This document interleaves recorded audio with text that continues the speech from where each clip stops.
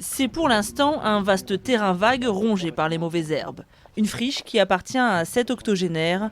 Il veut implanter ici une ferme d'engraissement de 1200 jeunes bovins, des taurillons élevés jusqu'à 18 mois, destinés à être vendus au Maghreb. Là en face, il y aurait la méthanisation là-bas, les bureaux ici bien sûr, les bureaux à l'entrée, tout ça, avec tout ce qui s'ensuit. Méthanisation au fond, un hangar à paille, c'est prévu comme ça sur la droite. Le terrain se situe sur la commune de Coussé-les-Bois dans la Vienne. Les premières maisons sont à plus de 700 mètres du projet. Depuis 5 ans, un collectif d'opposants se bat contre l'implantation de cette ferme-usine de 15 000 m². La nappe phréatique est en dessous, c'est-à-dire qu'on est dans la zone de protection du captage de l'eau potable. Elle est à entre 3 et 5 mètres en dessous d'une couche d'argile qui protège la nappe. Il ne faut pas percer cette couche d'argile. Ce qui serait le cas Ce qui serait le cas si on met 300 poteaux pour soutenir les hangars. Les opposants craignent aussi que les eaux d'écoulement souillées par les animaux finissent dans ce plan d'eau en risquant d'infiltrer la nappe.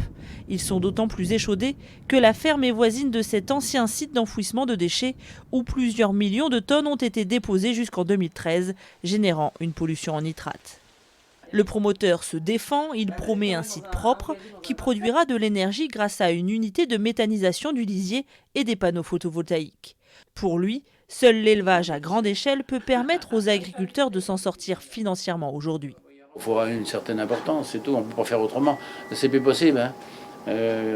Quand vous avez une bête à envoyer ou 2 bêtes à envoyer de chez vous, ça va vous coûter au point de vue transport 50 ou 70 euros, 50 euros mettons par bête.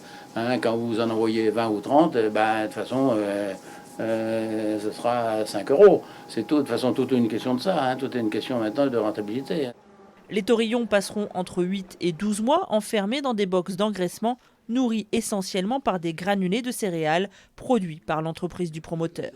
Le côté bien-être animal, évidemment que nous, on ne peut pas souscrire à ça, dans la mesure où aujourd'hui, on pense que les citoyens demandent de plus en plus une production de qualité, locale évidemment, mais aussi, dans la mesure du possible, de plein air. C'est quelqu'un qui a de l'argent, qui veut encore en gagner plus, et il veut chercher tous les moyens pour en gagner plus. Hein? Mais on n'est pas obligé de l'écouter pour manger ses produits. Méfiants, les opposants surveillent quotidiennement le site pour s'assurer que les travaux ne débutent pas avant la décision de la Cour d'appel de Bordeaux. Elle doit bientôt se prononcer pour autoriser ou non l'exploitation.